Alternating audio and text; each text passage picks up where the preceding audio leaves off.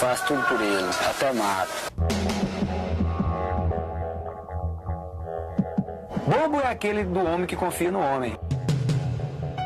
O caso Pareja é o relato documental da breve história de Leonardo Pareja, um brasileiro como tantos outros que cruzaram a rua para o lado errado da vida. Bandido de classe média, Pareja forjou sua trajetória através de ações espetaculares e denúncias bombásticas que o levaram à morte prematura e covarde. Pareja foi gestado no ventre de um Brasil perverso, perdido em equívocos econômicos, desagregação familiar, escândalos políticos, violência urbana, corrupção policial e embalado nos delírios de uma vida fácil, oferecidos por uma mídia que ele soube como ninguém eletrizar. O caso Pareja é a história de uma história equivocada.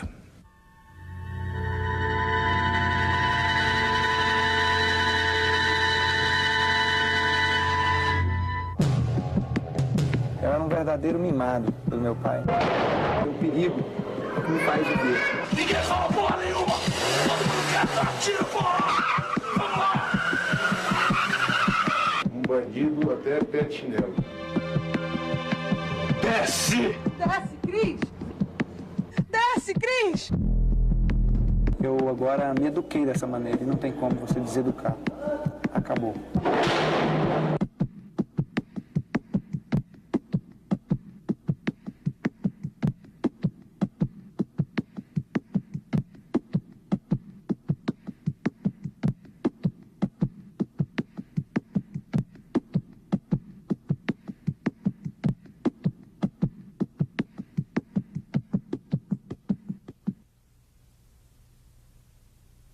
Tudo vai ficando quieto e silente, só na cidade se ouve alaridos, sons coloridos que chegam como gargalhados de uma tentação e me deixam cercados pelas muralhas da solidão. 9 horas, o sentinela sobre um dos portões fortes e gigantes inicia o toque de silêncio na medida que as luzes vão se apagando e o cerco da solidão vai se apertando. Noite dos fantasmas e tenebrosas para mim. Mãe, tenho que parar, porque agora tudo é silêncio.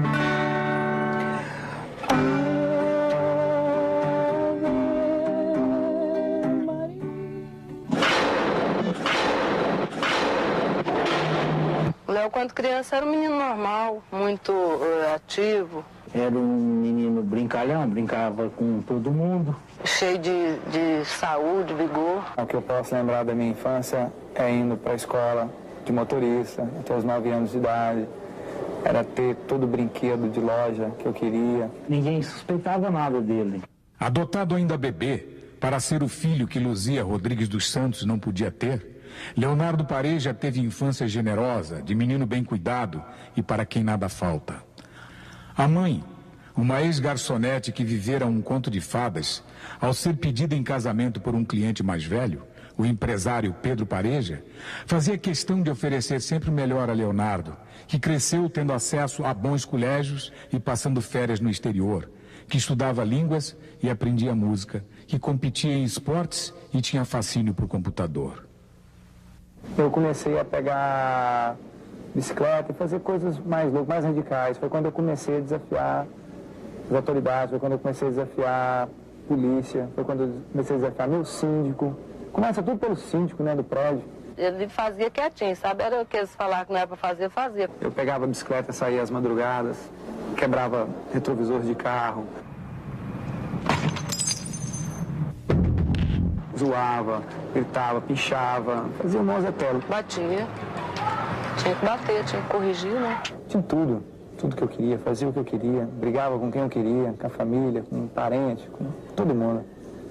Eu era um verdadeiro mimado pelo meu pai. Se o pai fosse assim severo, eu acho que se fosse, ele tinha sido melhor. Ele era meu ídolo, ele era meu pai, ele era meu amigo, ele era tudo. Eu acho que se um cara encostasse um dedo nele, eu estraçalhava na mão a pessoa. Podia ser um boi, eu arrancava pedaço por pedaço na mão. É por causa dessas artes dele demais, o pai dele não corrigia, então eu dei um tempo, sabe? Eu fui o responsável pela separação do meu pai, por quê?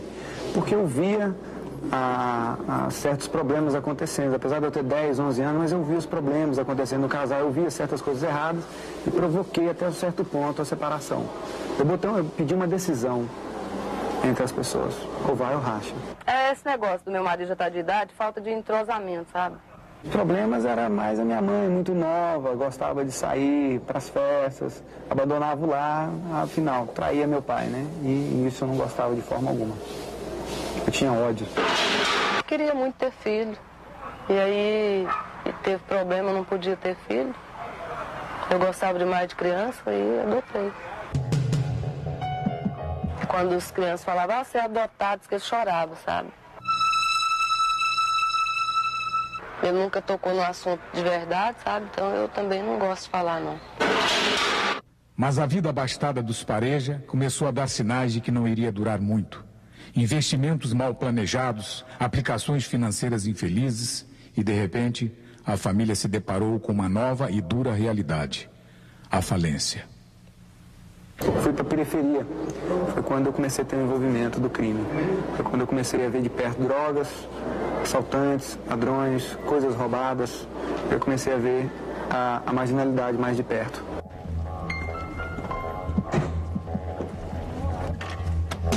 Desce! Pelo amor de Deus, eu tô de certo, pelo amor de Deus! Desce, solta o cinto e desce. Vai! Desce! Desce! Desce, Cris! Desce, Cris! Quando eu conheci o Gildo, na periferia, eu tinha que ter um seguidor. O seguidor era ele, era o Gildo. Meus outros colegas da periferia eram iguais a mim. Não tinha um que me superava, eu superava a todos. Então o Gildo me superava, ele era corajoso, ele era ladrão de carro, brigava com todo mundo, ele andava armado. Então o que é aquilo ali? Era uma qualidade ou um defeito? Para mim era uma qualidade, ele já roubava carros. Eu andava nos carros roubados, nas motos roubadas. Ele, de repente, ele ainda, de menor ainda, ele começou a aparecer com moto grande lá, coisa sofisticada, moto bonita, carro. Ele que me apresentava, ele que me levava nas rodas. Aquilo eu estava entrando naquele mundo. E ele me colocou. E depois eu superei ele 20 vezes. Quando soube das primeiras coisas, Deus me livre, sofria demais. A primeira vez, muito medo. Medo, apavoramento total. Em você disparar um revólver contra uma pessoa, né? Principalmente contra a polícia. Foi muito apavorante. Foi com 17 anos também. Foi estranho. Mas depois eu sentei, conversei com meus amigos que já tinham feito aquilo e tal, e tudo ficou tranquilo, tudo ficou uma maravilha. Aí comecei a controlar aquele tipo de coisa. Fiquei preparado para a segunda vez. Começou a aparecer polícia atrás dele, né? E todo mundo já ficou desconfiado daquilo. Eu agora me eduquei dessa maneira e não tem como você deseducar. Acabou. Quando eu assaltei os 11 postos de gasolina, foi a primeira vez que eu fui preso de maior e cheguei aí em detenção. Mas veja bem, eu assaltei 11 postos numa noite só, um atrás do outro, em seguida, em menos de uma hora.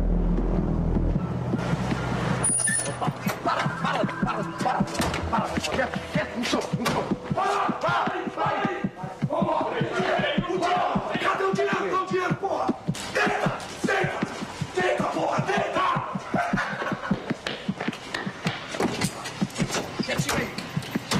Ninguém fala porra nenhuma! Todo mundo quer dar tiro, porra! Vamos lá! Eu fiz um verdadeiro salseiro de Goiânia. Botei a rota todinha pra andar atrás e eles não me pegaram. Parado! Deita! Deita! Dá o dinheiro! O dinheiro! Deita! Deita, porra!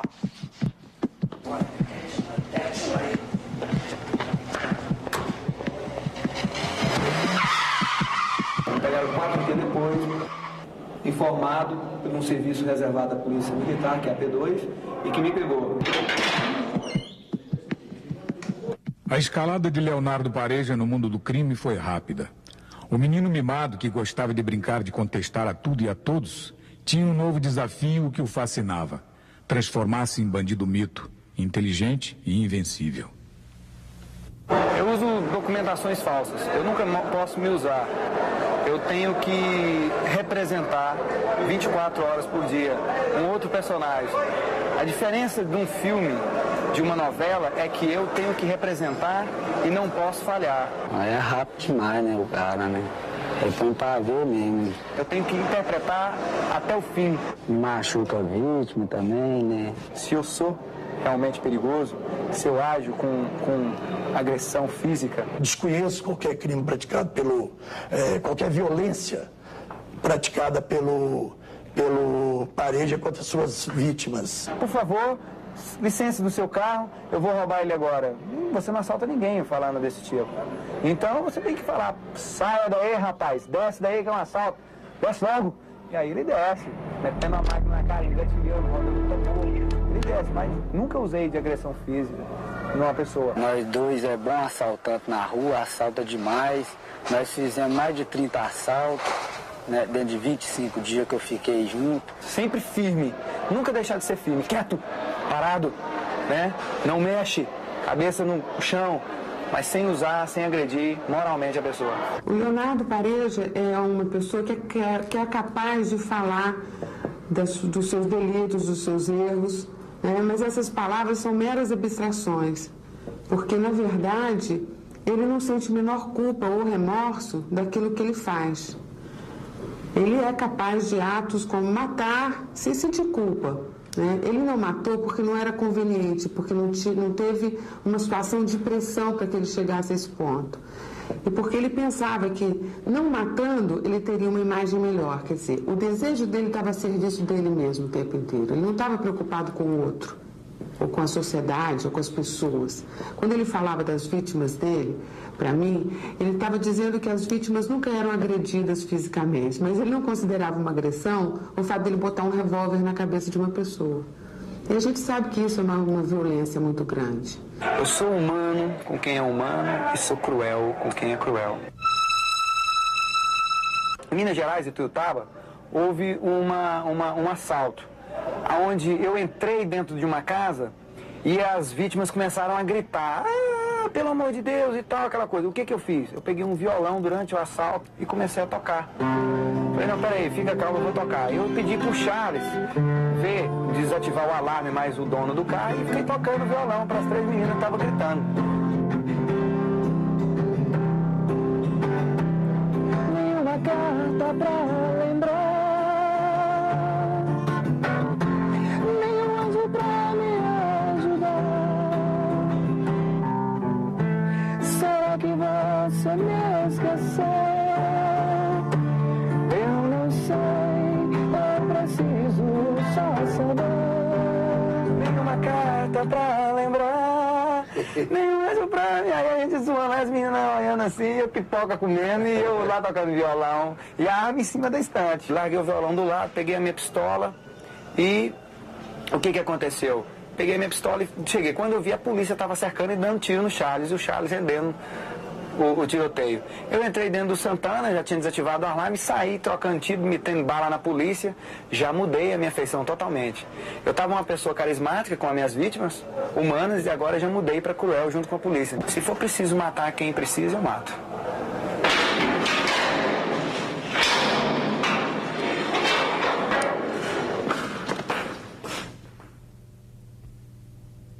Eu acho que eu tenho uma maneira de provocar adrenalina diferente, desafiando o perigo, a morte, desafiando as autoridades, desafiando uma troca de tiro.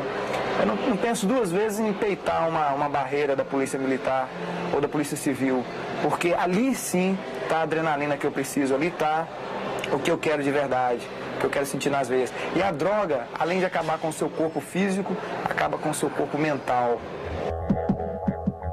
O que eu posso dizer que seria a minha overdose é a música, é a adrenalina que um batuque de uma guitarra, de uma bateria, a fibra de uma guitarra faz. Aquilo transforma a adrenalina dentro do meu cérebro, e talvez aquilo seja a minha droga, a música.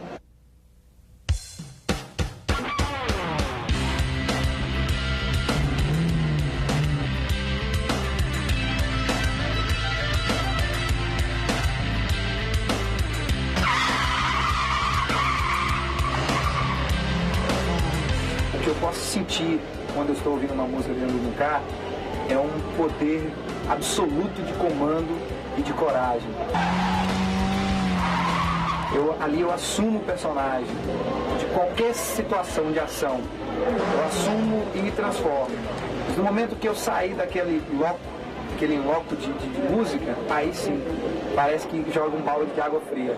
Eu acho que se eu fosse assaltar um banco, eu teria que entrar com o Walkman da banda Guns N' Roses. Eu não tava nem, eu esperava a Rotan chegar só para trocar tiro com ele, ouvindo tudo a lá Guns N' Roses, armas e rosas, né? Metia bala nele, depois deixava um buquê de rosa. Aos poucos, com habilidade mental capaz de manobrar até as próprias psicopatias, Leonardo foi dando vida a um personagem que o acompanhava desde as primeiras fantasias infantis.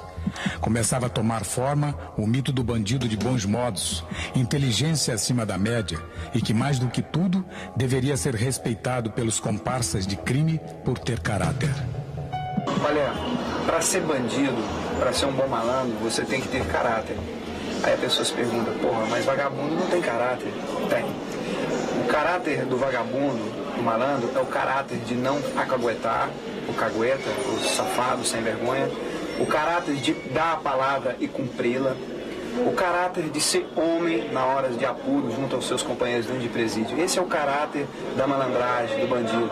Se você promete uma coisa, por mais impossível que ela seja, você tem que cumprir. Em 92 eu cheguei na cadeia, com 1 mês e 4 dias eu fugi da detenção, junto com ele. Quebrei meu pé, ele ainda me carregou, que não é do prédio, entendeu? Era alto demais. Aí eu quebrei o pé. E o único que estava são era ele. Aí ele olhou para trás e procurou o que tinha acontecido comigo. Eu falei, não aguento andar não, meu pé quebrou. Aí ele falou, não, então pendura no meu ombro. Me carregou. Mas foi pro gelo, onde que vende gelo, entendeu? Aí depois ele veio com táxi e me deu minha liberdade. Tenho a minha amizade por ele e eu faço por ele o que ele faz por mim também. Dou minha vida por ele, porque ele já me ajudou demais. O meu preço é a confiança, é a amizade. Se me der confiança e amizade, esse é o meu preço. Mais nada. Faço tudo por ele, até mato. Precisa ser amigo meu para me comprar. Precisa me dar a sua confiança para me comprar. Dinheiro não me compra. A primeira vez que eu fui torturado foi com 15 anos de idade. Eu acredito que e posso afirmar que até bem pouco tempo, vamos dizer antes da Constituição de 1988, havia determinados setores da polícia que ainda usavam e utilizavam desse método. Eu fui torturado com pancadas, pontapés. Mas com essa Constituição e com a população brasileira se beneficiando da liberdade que existe na imprensa hoje e outros órgãos, mesmo não governamentais, que fiscalizam esse tipo de procedimento, essa tortura hoje não é cabível mais nos meios policiais.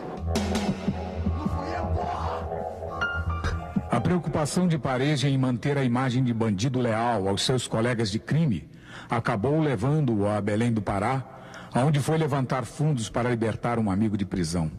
Era uma ação que sua imaginação fantasiosa considerava tranquila e terminou vivendo um pesadelo do qual jamais se esqueceria. A minha maior tortura foi uma que eu sofri no Belém do Pará, na Delegacia de Furtos e Roubo, onde eu tive uma sessão violenta num tal de cavalo de Troia, de cabeça para baixo, segurado, com fios elétricos no pescoço, nos órgãos genitais.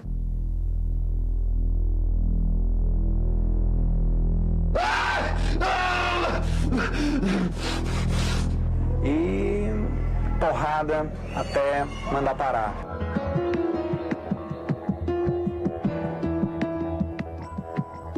O que existe, às vezes, é um abuso ou um excesso de algum policial que, ao efetuar uma prisão, ou mesmo por questões pessoais, utilizando-se do seu cargo, agridem algumas pessoas. Tudo isso não era querendo investigar, saber se eu era criminoso ou não, mas sim querendo saber os meus receptadores, os intrusões, para que possam extorquí-los. Há um certo exagero em se colocar isso como tortura.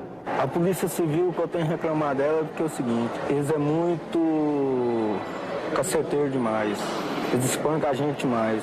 Essa mania de tortura, isso já acabou há muito tempo.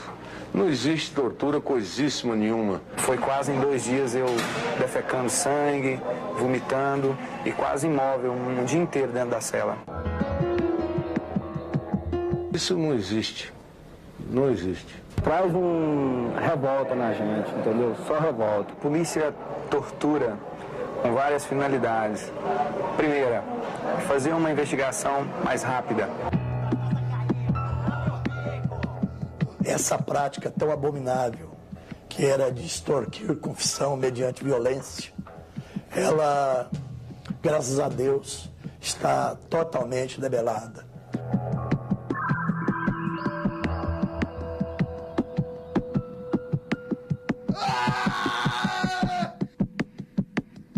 E uma finalidade também por dinheiro, que é extorquir as pessoas que estão envolvidas nos crimes paralelamente, em decorrer, vamos supor, um puxador de carros, ele tem um intrujão, ele é torturado para ele delatar o intrujão, para o intrujão não ser preso, e sim pagar uma propina razoável ao delegado e aos demais agentes que capturaram. Existe mais de 100 ladrões de casa aqui e não vem nenhum receptador.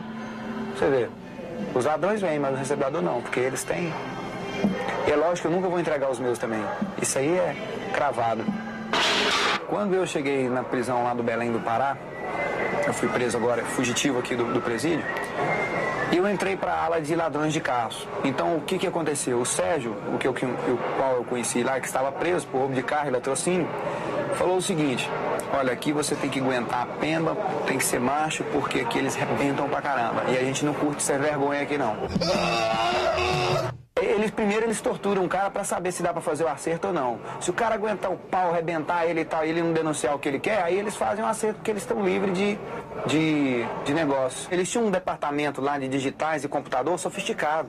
Bastava botar minha digital lá, saberiam que eu era fugitivo do presídio, saberiam que eu era fugitivo de outra detenção, saberiam que eu era um assaltante perigoso, saberiam que eu tinha fugido do hospital, mas não queriam saber de mim, eles queriam saber do dinheiro, dos 4 mil reais. Em notas de 100. É isso que eles queriam saber.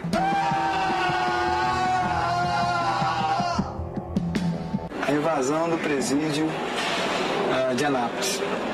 Eu tinha dado a minha palavra para o Charles, que era um amigo que eu havia conhecido dentro do presídio, e te dar uma força de alguma maneira. Uma ajuda em advogado, uma ajuda em dinheiro, uma ajuda em aspecto que tirasse ele daquele lugar.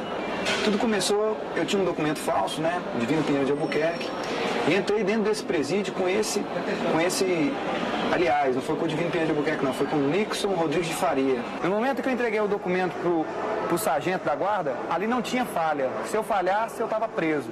Se eu errasse, eu estava morto. A gente entrou e tudo ali foi se bolando. Ali o Charles me falou que ele tinha uns policiais que poderiam ajudar na fuga. Ali ele me falou que poderia ser comprado uma fuga, ali ele me falou que poderia ser tomado de assalto, ali ele me falou que poderia ser de todas as maneiras. Eu preferia a mais fácil, a ser comprada. E fui até o Pará com um carro roubado, vender e tentar carear fundos.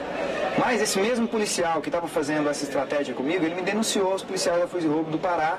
Foi quando resultou da minha prisão, eu fui preso e houve toda aquela coisa. A careação, tortura, a fiança que eu paguei, os 4 mil reais, e depois retornei ao presídio. Retornei a Anápolis, aliás, e ao presídio para conversar com o Charles. Falei, olha, cara, eu tentei sair na boa, te ajudar na boa, agora é o seguinte, é uma questão de honra, agora eu vou tirar você na porrada mesmo.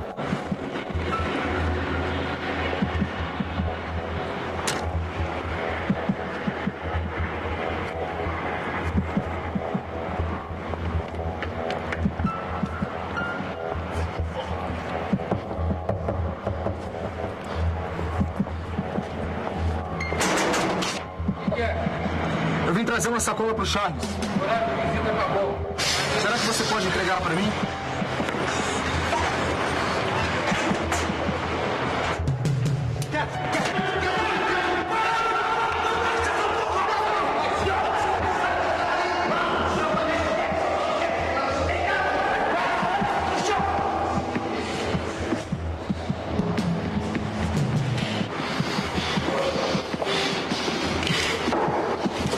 As chaves do xadrez. Não tem. As chaves do xadrez. Não fica com a gente. As chaves do xadrez.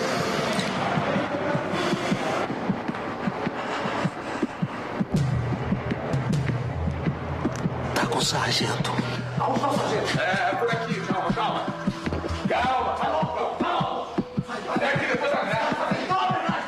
Vai, abre. Calma, calma, calma.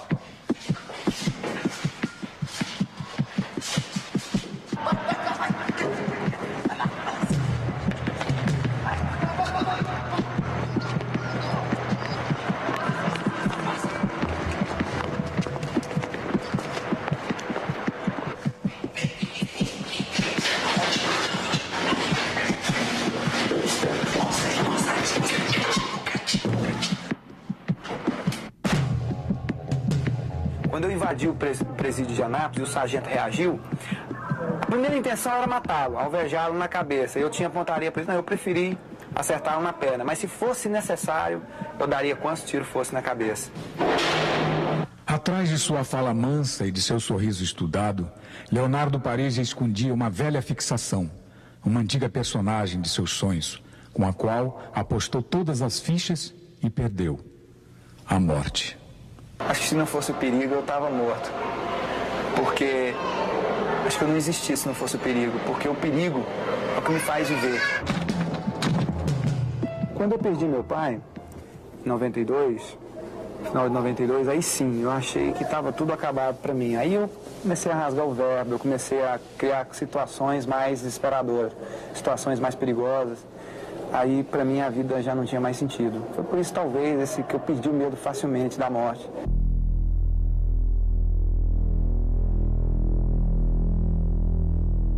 Eu acho que se eu colocasse uma tatuagem no meu corpo, que eu não sou muito fã de tatuagem, não. Eu acho que eu colocaria uma tatuagem da morte. Desenharia a morte na parte esquerda do meu ombro, atrás. Aí, se alguém questionasse o porquê dessa tatuagem, eu falava, mas para me lembrar que a morte sempre anda atrás de mim. Um assaltante ou um criminoso que prefere se suicidar, ele é um covarde. Se eu tiver um revólver, ele tem 6 balas, você pode ter certeza que todas 6 vão ser em cima da polícia. Só jogo para vencer. Eu nunca vou dar esse gostinho de eu me matar. Eu prefiro enfrentar eles. Morro, mas levo 2 comigo. Nunca jogo para perder.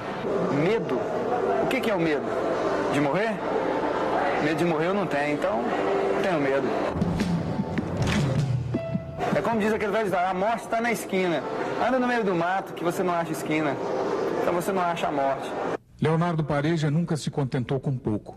Ele queria destaque, câmeras, as luzes da mídia. E sabia como alcançar isso. Na primeira de suas rocambolescas aventuras, virou celebridade nacional. Graças, é bom que se diga, não apenas à sua astúcia, mas também ao amadorismo de nossa polícia, que viveu ali um dos seus momentos mais constrangedores. Eu não me considero um sequestrador, porque eu nunca sequestrei ninguém. No sequestro da Bahia, eu tive um pouco de sorte, principalmente se tratando da vítima de quem era, a Fernanda Viana, que era sobrinha do Antônio Carlos Magalhães, que é um senador fortíssimo, o dono da Bahia. Não é sequestro, deve ser uma brincadeira. E até saí, sabe, na sexta-feira. Aí quando é no sábado de manhã, meu sobrinho chegou aqui falando que era o Leonardo. Quase morri de medo, ixi, de susto. E ele comandava a polícia. E foi aquela a minha chance de sair de lá. Se fosse uma filha de um operário, de uma senhora de casa, estava eu e a filha dela essas horas no cemitério. Aí que eu fui ver todo dia, toda hora, o tempo todo, um sufoco, né? Tinha saído nos jornais e telejornais que eu tinha molestado a garota, que eu tinha machucado ela, torturado, que eu tinha feito uma porrada de coisas, que eu era isso, que eu era aquilo. Falei, agora eu tá morto. E comecei a dar entrevistas ao vivo, comecei a dar flashes, comecei a mandar cartas para as televisões, e aí começou a fazer a inversão de valores. Todo mundo, a crítica fala inversões de valores, mas não, eu estava colocando os valores no seu devido lugar. Vai estar 24 horas na minha mira e meu reflexo vai estar todo virado a ela.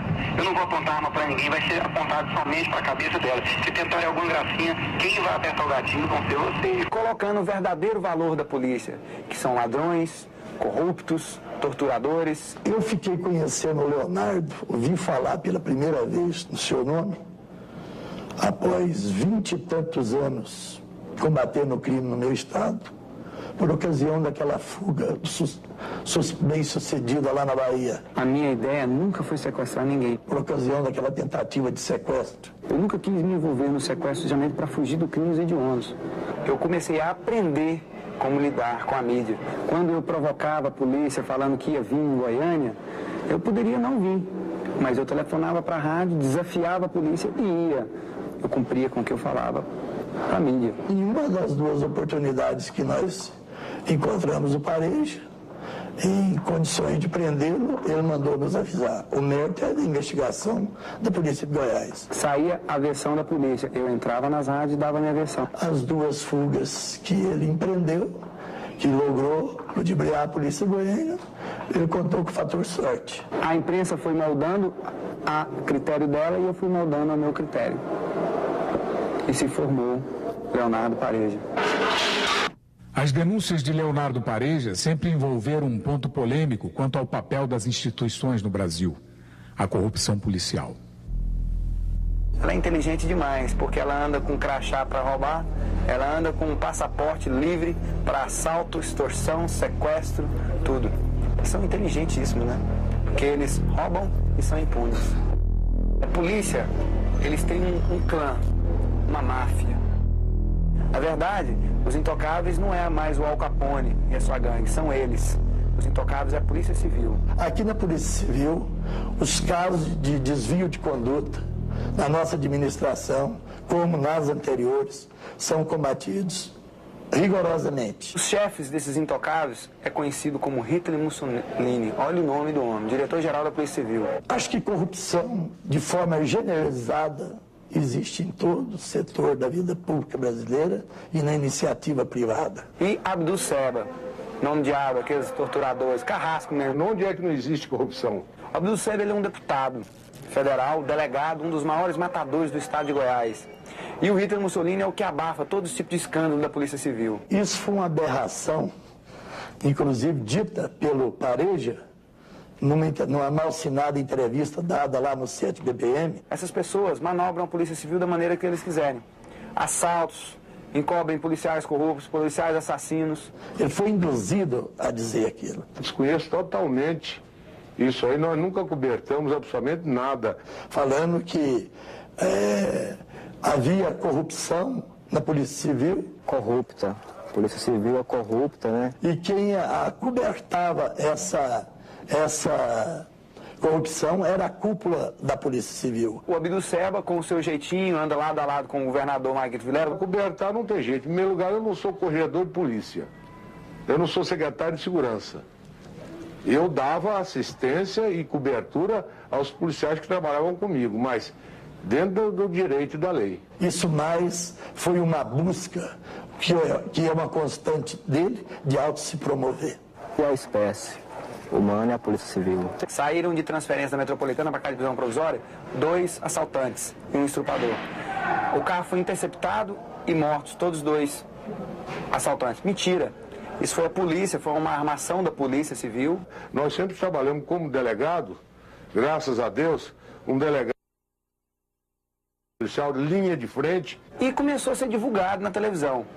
Aí foi onde que agiu o doutor Hitler Mussolini e o Abdul Seba. Eu não acobertar que crimes. Onde eles pressionam as redes, pressionam a Jamicâmara, pressionam a TV Serra Dourada, pressionam o Popular, pressionam o Diário da Manhã e falam, não toca isso no assunto não, quieta para aqui, quieta aquilo. E na pressão, tudo se abafado, né? Nem no canhoto de um jornal não se fala mais nisso. No submundo do crime, ele é um marginal inexpressivo. É o clã que eles têm. Eles fazem e abafam. Ele é um bandido até pé de chinelo. O dia que Hitler Mussolini e Abdul Seba forem eliminados da Polícia Civil, a Polícia Civil acaba. As polícias civis são todas corruptas, né? Não tem mais ninguém para segurar o peido. Polêmico e hábil, Leonardo Pareja tratava sempre de conduzir a discussão para um ponto controvertido. Até onde vai, afinal, o poder da polícia? A polícia, ela usa de muita força física. É difícil lutar com bandidos e com marginais que hoje tem uma organização quase perfeita. Eles deixam mais os punhos trabalhar do que os neurônios. Não devemos, digo assim, julgar pedras na Polícia Civil, embora eu entenda que ela deixe muito a desejar. Eu sou uma das pessoas que já sofri muito na mão da Polícia Civil. É evidente que nela há de haver corrupção, sim. Já me extorquiu muito dinheiro na rua. Na Polícia Civil existe, tranquilamente, esse mal que a sociedade brasileira sofre, que é a corrupção. Precisa de um Eliot Ness, um procurador da justiça aí, para meter esse povo tudo na cadeia. 50% das seguradoras do Brasil inteiro tem convênio com a polícia. Por que você acha que eu levei um Vectra pro Pará? Foi a pedido de uma seguradora. E ele pediu a cor ainda, um Vectra vinho. Por quê? Porque deve ter arrebentado um Vectra vinho lá no Pará e eles pedem. Por quê? É mais barato, é mais acessível, é mais simples. E eles nunca são divulgados, porque se um dia se cair, eles pagam e não falam nada. É muito dinheiro.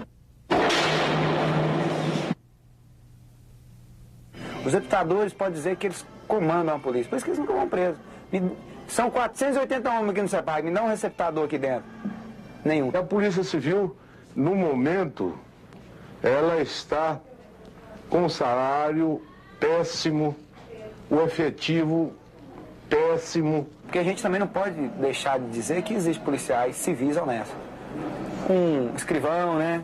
Um carcereiro, talvez ele é honesto.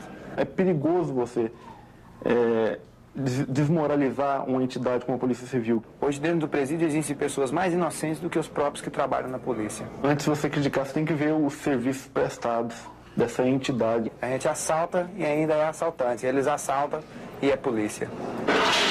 A militar ela é mais organizada. Ela tem você mata um PM, aparece 10. Você mata 10, aparece 100. A civil não, você mata um, sai todo mundo correndo.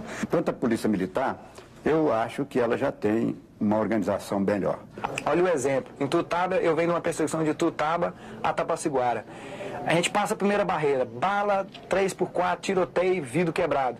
Na segunda foi maior e eles estavam lá. Embora o seu contingente seja bem grande, a verdade é que dentro dela a corrupção é bem menor. Se eles põem a mão na gente, se a gente tiver um dinheiro para sair, eles não pegam, eles levam a gente para cadeia. Isso por causa da hierarquia.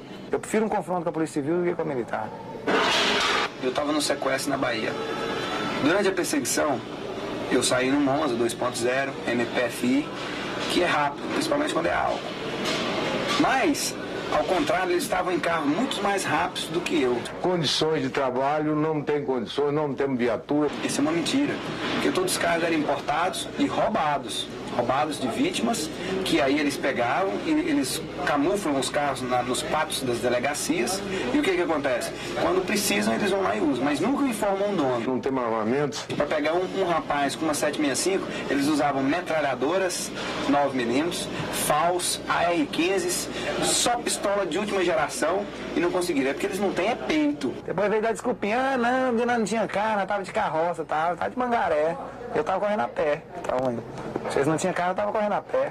Estamos comprando 30 coletes, que a Polícia Civil não tinha nenhum. Lá na fazenda, desceu 40 homens, mas eu cometi uma bala pra trás, eles patinou tudo, deitou tudo no chão assim, virou 40 homens barbados deitados no chão. Espero comprar armas sofisticadas, carros diferenciados. Tinha uma moitinha, aí eles achavam que eu tava dentro da moita, sai daí. Não sai. Eles cercaram a moita com 10 e não teve um homem para entrar dentro da moita. Preferiram dar tiro lá dentro. Quer dizer, se eu tivesse lá dentro, eles tinham me matado. Aí o que eles iam falar para a sociedade? Que eu tinha reagido à prisão. Mas não, é porque eles não têm coragem de te render, de te prender. Eles atiram com medo de você. Atiram de medo. Dentro do CEPAG, o Leonardo Pareja fazia questão de demonstrar tranquilidade e de evidenciar que ali não tinha razões para preocupar-se com sua segurança. Aqui dentro você tem uma rotina de proteção. Segurança é o seguinte, é ficar sempre atento, de olho nele, né? 2, 3 do lado dele direto, 24 horas. Ninguém sabe o dia da manhã aqui dentro. Quem não sabe o que vem, né? Os caras têm recado do cara e tudo, né? Tem recado da gente que anda com o cara também, né? A minha segurança aqui é o que eu te falo, é a amizade que vive em volta de mim, são os meus amigos em volta de mim. Nós todos 7 andam armados. Nós tem as travas dentro da cela, com os cadeados por dentro, porque recalcado aqui é o que não falta. Tem uns caras aqui que gostam de assaltar, de roubar, então nós não permite isso aí. Nosso domínio na cadeia é pela paz, não pela morte. Bobo é aquele do homem que confia no homem. E eles sempre estão armados e nunca vão desarmar.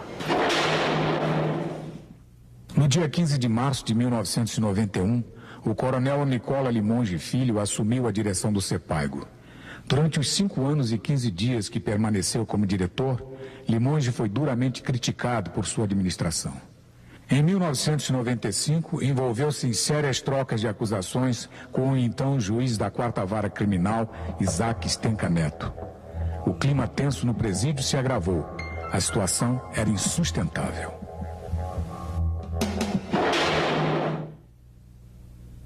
Por interferência do promotor, Dr. Paulo Serrano, o juiz, entendeu, fez com que fosse cumprido as penas disciplinares dentro do próprio presídio, quer dizer, então ali houve uma ingerência do próprio preso punido em cima daqueles presos que muitas vezes tinha sido o motivo dele ter sido punido. Então naquilo ali motivava desavença lá dentro, então o clima aumentou, o clima passou a ser desordenado. Era porque o Stenka queria de um lado, ele queria de um lado, e os dois começaram a ter uma briga de vários anos. Os agentes penitenciários começaram a se envolver mais com o problema disciplinar com os presos, porque os próprios presos não passaram a respeitar mais os agentes penitenciários. Aí gerou uma briga entre os dois, judiciário e executivo. Isso de 95 para cá, porque até 95, no começo de 95, eu tinha organizado um presídio que nós estávamos vivendo um clima que não havia morte lá dentro, não havia, as disciplinas lá dentro eram muito pequenas. Essa outra direção era cheia de perseguição, arrumava até para presos morrer aí. Os presídios, se fossem adaptados para a lei de execução penal, uma lei de execução penal atualizada, nova, então o juiz teria como exigir do diretor do presídio condições de aplicação dessa lei. É tipo uma pistolagem, arrumava lá fora com as vítimas e punha aqui para dentro, certos presos pegavam e faziam as pistolagens. Mas o juiz quis aplicar uma pena nova, uma lei nova de execuções penais num presídio que tinha mais de 50 anos. Pistoleiro é o cara que mata por dinheiro. Ele que inventou essa divisão, tudo aí. Com as divisões do presídio, nós fizemos três galpões, onde ali eles tomavam refeição, onde tinha refeitório novos, entendeu? Tinha sanitário novo. Nós comíamos aquela cozinha, não era arroz velho com branquear, cheio de semente, arroz podre, feijão podre. Eu tinha 470 presos trabalhando, produzindo, recebendo salário. Uma grande parte deles, mais de 350, recebendo salário. E outros que não recebiam salário, mas recebiam participação na costura de bola e costura de calçado. Eu xingava todo mundo, xingava a mãe da gente. Eu sempre respeitei os presos lá dentro como um ser humano. Falava que preso não prestava. Conhecido mais como nazista, né? Punha a tropa dele aqui dentro, punha a gente pelado, desmoralizava todo mundo. Eu não fui um oficial rígido, eu fui um cumpridor dos meus deveres e não tive perseguição nenhuma. Qualquer coisinha mandava rotar entrar aqui dentro, zoar todo mundo, com cachorro, tudo aí dentro. Aí. Pra falar que eu mandei espancar, que eu mandei bater, isso nunca existiu no presídio. Ele era uma pessoa que abusava do seu poder. À medida que chegava aquela ocorrência para mim documentada, em cima daquele documento eu encaminhava ao conselho disciplinar. Adoravam ele. O conselho é que determinava, recolhe ele por 5 dias, recolhe ele por 20 dias ou por 30 dias, e aí então eu fazia uma portaria punindo ele com aquela punição de tantos dias de isolamento. O castigo previsto na lei de execução penal, máximo um mês. Diz que eles ficavam lá sem ver a luz do dia 6 meses sem receber a família. Ficava imaginando ele assim, tipo um franguinho naquela assadeira, ficava imaginando ele tipo assim, levando uma taca numa paulistana, ficava imaginando ele assim numa sessão de filme pornográfico, principalmente ele sendo o que estivesse levando, né? E isso também é um juiz de execuções que deveria estar sempre presente lá e ciente disso, também não estava. Quer dizer, é culpa concorrente. Não adianta você fazer boa alimentação para eles, você fazer boas acomodações, você dar trabalho para eles, você facilitar a visita da família, nada serve para eles. De 5 anos que eu fiquei preso aqui na direção dele, ele desceu aqui uma vez. Em 5 anos, eu devo ter descido 200 vezes, 500 vezes, não sei quantas vezes eu desci. Isso mesmo foi por causa de uma política aí, que tinha um parente dele, não sei se era irmão dele ou quem que era que estava na política, ele desceu para distribuir uns folhetos, pedindo para a família do preso votar. O diretor que não entra num presídio e conhece cada preso, eu acho que ele não está cumprindo a função dele. Eu perdia tempo demais com o preso, porque 99% do que o preso vinha me falar era mentira. Afinal de contas, ele está lá para administrar o presídio da melhor forma possível. Com aquilo eu vi que eu estava perdendo muito tempo, quando eu podia deixar aquilo para os meus advogados até olharem o problema deles, certo? Nós fizemos várias reivindicações para ele sair, né? Baixa assinada que fizemos para ele sair, não saía. A principal coisa que os presos reivindicam, eles não reivindicam, eles lutam por ela, é a liberdade. A liberdade eu não posso dar. Uma vez aqui no presídio ele entrou em intervenção. E o que aconteceu? Iris Rezende, Marguerite Vilela segurou ele aqui. Por quê? Padrinhos, né? Política. E eu já tenho conhecimento de presos que não estão satisfeitos com o que está acontecendo hoje, que acham que na minha época era melhor. Todas as experiências que eu já vivi, né? A do Coronel Limonge foi a pior de todas elas. Eu tinha lá uma população de mais de 500 homens que me admiravam, eu recebia carta deles, entendeu? Me elogiando, que eu tenho isso guardado comigo. Amavam ele. Tinha 2 aqui, estrupadores, que queriam casar com ele. Que amava ele. Agora eu tinha uma minoria de que praticamente essa era contra mim, entendeu? E falavam mal de mim. Todos eles, à unanimidade, reclamavam do diretor.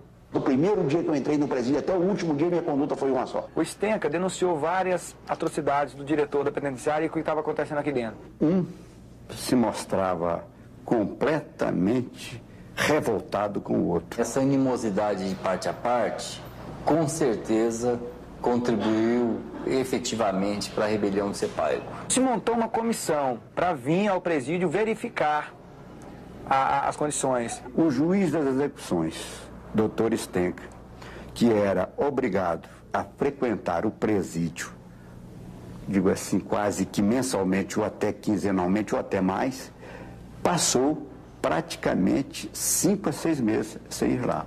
E os presos sabiam de todas essa visita e começaram o questionamento sobre a rebelião. E aí, Léo, eu era questionado 24 horas sobre a rebelião. Com essa falta de fiscalização do juiz, abriu campo para que não só o diretor da penitenciária, Nicola Limonge, como outros fizessem, na verdade, o que queriam lá dentro. Já havia uma certa vontade do pessoal tomar o pessoal de refém para negócio de rebelião, não para fuga. Foi aí que eu resolvi, por uma questão de consciência do dever a ser cumprido, do qual eu nunca fugi, de ter que ir ver pessoalmente e logo o que existia, se quem tinha razão era o juiz das execuções ou se quem tinha razão era o diretor da penitenciária. Cheguei a falar, ulalá, porque eu vi certas pessoas, eu vi mais de 8 juízes, eu vi coronéis, eu vi diretores e principalmente o desembargador Homero Sabino. A gente não sabia o valor dos reféns. Quando nós chegamos conversando com eles, nós sabíamos que era liberdade na certa. O Limonge, ele armou um tumulto maior. Assim que ele ficou sabendo que o desembargador viria até o presídio, mas ele armou um tumulto maior, chamou mais coronéis, chamou juízes da política dele, para tentar intervir certas coisas. Ele foi temperando o prato do pessoal aqui, que estava muito apetitoso. E no cumprimento do meu dever, eu cheguei à triste conclusão que tanto o juiz das execuções como o Nicola Limonge iam muito mal, um na direção e o outro na vara das execuções. Minha Nossa Senhora, a pele fina do saco da justiça entrou dentro do presídio.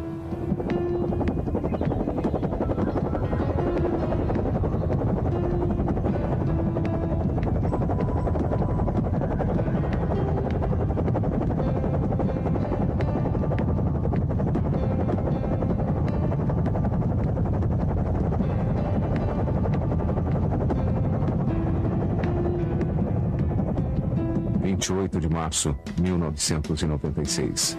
Eu não era o líder da rebelião, eu era o líder da negociação. Atrás de mim tinha um alicerce feito por Pio, Cezinha, Ferreirinha, Ceguinho, Juquinha e Chulé e Tico. Esse sim era a voz de comando. Eu era o administrador da voz deles. O cara que tinha punho, o cara que subia lá e rasgava o berbo.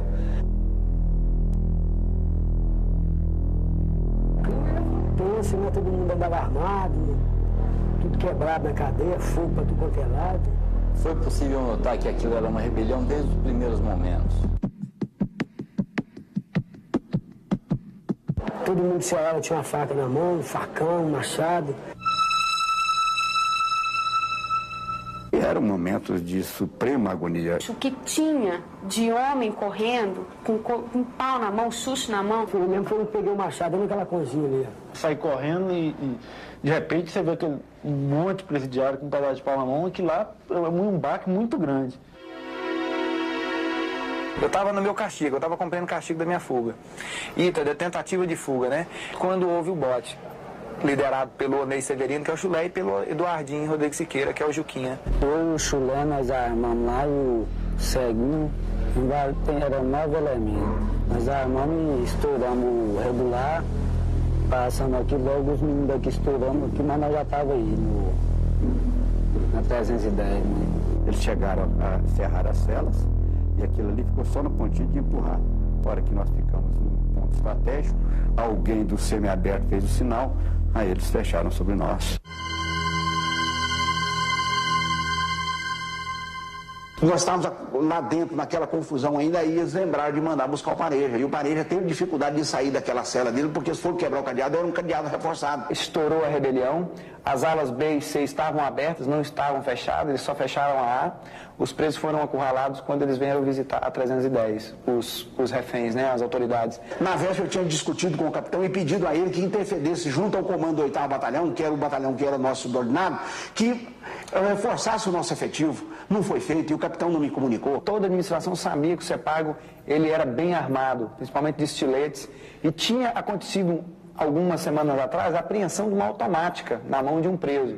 E tinha suspeita de um outro revólver calibre 38 também existente dentro do preso. E mesmo assim eles ignoraram toda essa segurança. Havia dado uma ordem para ele que permanecesse todo mundo na cela, que ninguém saísse da cela. Isso na véspera eu falei com ele. No dia ele não supervisionou o serviço, a cela C, a ala C estava com o pessoal todinho no pátio, na onde saiu o Chulé e mais 9 companheiros dele que nos assaltaram. Ele acreditou demais no subalterno dele, principalmente no capitão Mendonça. Ele achou que ele era o rei da segurança máxima. Eu não queria correr o presídio sem segurança.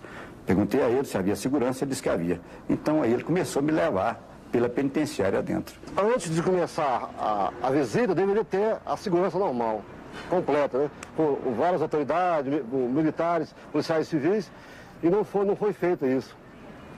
Inclusive só tinha 5 agentes penitenciários, porque a média nossa são 30 agentes por plantão, né? Ignoraram, não. É Goiânia, aquele ditado, só acredita depois que vê.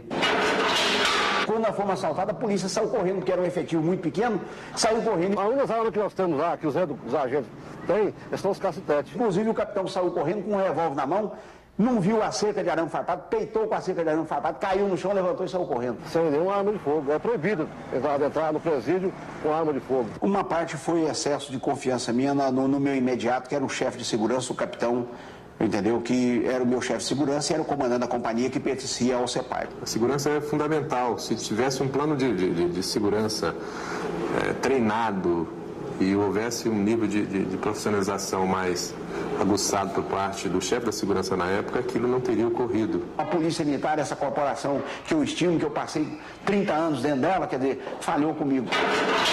A rebelião aqui no CEPAGO começou por volta de 11 da manhã.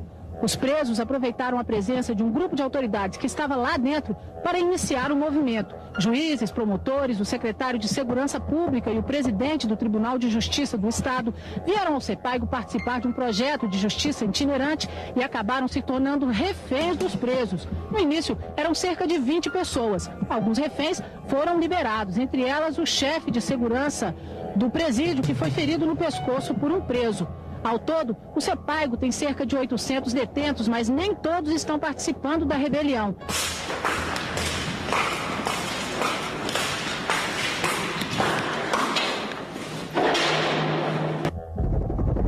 O helicóptero chegava, eles me pegavam, arrastavam e me punham, me expondo pro helicóptero, porque os caras do helicóptero com um fuzil lá, eles mandando atirar em mim. Eu, o subtenente Moura, o Moura foi arrastado não sei quantas vezes, porque nós aqui, os dois que manobravam com o policiamento lá dentro, que tinha força com a polícia militar, então eles usavam a gente. Arrastamos o diretor Limunge e o tenente Moura até perto do muro e eles mandaram recuar o helicóptero. Todo mundo queria um pedacinho dele, um pedaço do fio do cabelo, da orelha, do nariz, do pé. Queria estraçalhar ele. Acho que se cada preso tirasse um pedacinho dele, ele saía daqui desintegrado. Se ele tivesse ido comigo, eu tinha sofrido demais. Ele teve vários maus tratos no começo. Ele levou algumas pancadas, levou algumas humilhações. Se fosse eu não tivesse ficado com ele, eu tinha morrido. Os presos sempre não perdiam a oportunidade de taxá-lo de diversas coisas, de que ele era nazista, que não era possível que o governador deixava um homem daquele permanecer na diretoria. Eu falava, preservem a vida dele. A vida dele é a mais comentada lá em cima, porque todo mundo sabia que ele era um carrasco. Quando você vê a unanimidade, aí você é difícil você não desconfiar. Eu ponderava, o Limonge tem que sair. E eu tinha total negatividade de todos. Ninguém, não sai, ele vai sair comigo, porque a hora que sair eu vou matar ele. Eu falei, não é assim. Ele teve uma predominância muito forte em cima dos outros presos. Eu comecei a convencer o pessoal de elite, que era o comando da mesa redonda, para eles convencerem os demais. Foi quando eu falei, olha, a gente só ganha a parada se o Limonge sair daqui. O que havia de revolta, havia um preso chamado Zezinho que tentava, às vezes, chegar perto dele, falou, olha, se não fosse aí o Pareja, outros, eu queria te fazer igual eu fiz numa madeira ali. Eu queria cravar 100 facadas e sairia com a consciência mais tranquila do mundo. Porque o senhor agora aqui está bonzinho, mas as atrocidades que o senhor fazia, o senhor agora esqueceu, tá bonzinho, etc, tal, etc, tal. Que eu falei que no momento que se derramasse uma vida de refém aqui, o cara que matasse, ele morria. Eu não quero aqui, digo assim, ornar o personagem Pareja, entendeu? Mas eu sou um homem que gosto da verdade, eu sou um homem sincero, entendeu? E ali dentro, eu senti uma coisa, o Pareja, que na verdade tinha o ódio, mas o ódio mesmo do Nicola Limonge, ali dentro ele conseguiu contornar toda a situação para que o Nicola Limonge não sofresse nada. Foi quando eu consegui o consentimento de todos que estavam na mesa redonda a liberar o Limonge. E ele viu isso claramente, ele viu isso diretamente, ele viu isso na pele, ele sentiu na pele. Quando eu saí do presídio, eu falei que eu devia primeiramente a Deus e segundo ao Pareja.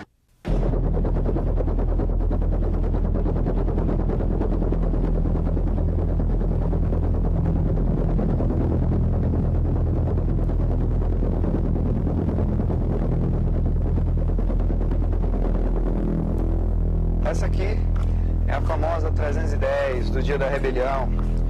Aqui a gente conseguiu reter grandes personalidades, coronéis, juízes, desembargadores.